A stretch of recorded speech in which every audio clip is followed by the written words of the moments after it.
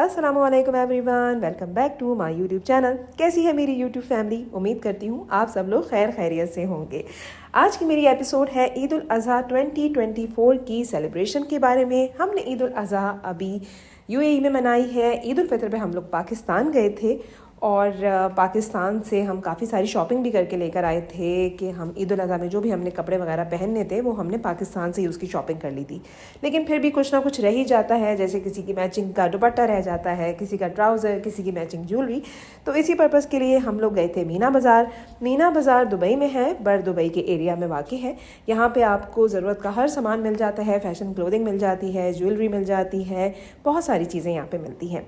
अपनी shopping complete करने के बाद हम ग्रॉसरी शॉपिंग के लिए गए थे। ग्रॉसरी शॉपिंग करना बहुत ज़रूरी था क्योंकि ज़ाहिर है ईद के 3 दिन की छुट्टी थी और हमारा यहाँ पे काफ़ी बड़ा फ्रेंड सर्कल भी है, कुछ रिलेटिव्स भी रहते हैं, तो कोई ना कोई घर पे आ ही जाता है। तो इसलिए ग्रॉसरी घर में पूरी होनी चाहिए ताकि जब मेहमान आए तो उनके लिए एहतमाम किया जा सके। ये है मेरा ईद का फर्स्ट डे का सूट। सुबह में भी मैंने यही पहना था क्योंकि मेरे घर पे लंच की दावत थी। मैंने अपने भाई भाभी को इनवाइट किया था और शाम को भी मैंने यही वेयर कर लिया था क्योंकि बार बार कौन कपड़ों को आयरनिंग करे। ये लंच की फुटेज है। ये लंच, इसमें कुछ चीज़ें मैंने बनाई थी और ज़्यादातर मैंने बाहर से मंगवाई थी क्योंकि ईद से पहले मेरी तबीयत काफ़ी ख़राब थी, मुझे फ़ीवर था और ईद वाले दिन मेरी इतनी हिम्मत नहीं थी कि मैं बहुत सारा लंबा चौड़ा लंच तैयार कर सकती, तो इसलिए मैंने बहुत सारी चीज़ें बाहर से ऑर्डर कर ली थी। शाम में मेरे हस्बैंड के एक फ़्रेंड हैं, बल्कि हमारे फैमिली फ्रेंड हैं, जिनकी तरफ शाम में डिनर का अहतमाम था, तो उन्होंने ईद के फर्स्ट डे डिनर का अहतमाम किया था, तो हम उनकी तरफ गए थे। एक्चुअली उन्होंने एक नई कम्युनिटी में अपना नया घर भी लिया है, तो उन्होंने 2 दावतें एक साथ कर दी थी, ईद की दावत भी और अपने नए घर की दावत, यानी कि हाउस वार्मिंग पार्टी भी थी उनके घर में। वहाँ पे हम लोग गए तो बहुत ज़्यादा मज़ा आया। बहुत अच्छा उन्होंने खाने का एहतमाम किया था, बहुत मज़े की डिशेज़ उन्होंने बनाई हुई थी। तो डिनर तो हमने एंजॉय किया ही, साथ में उनकी हॉस्पिटैलिटी, साथ में उनकी कंपनी भी हम लोगों ने बहुत ज़्यादा एंजॉय करी।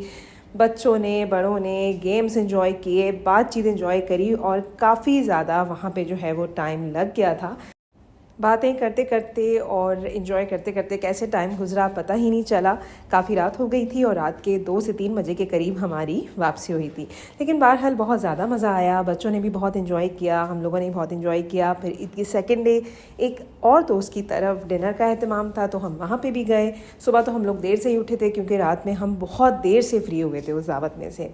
तो सेकेंड डे भी बहुत मज़ा आया, वो भी हमारे एक फैमिली फ्रेंड हैं, उन्हीं की तरफ दावत थी।